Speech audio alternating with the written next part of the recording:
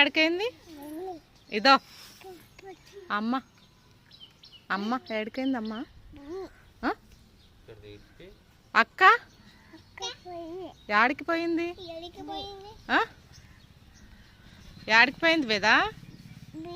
బుయ్యా బడికా బడికి పోయిందా నీవు నీవు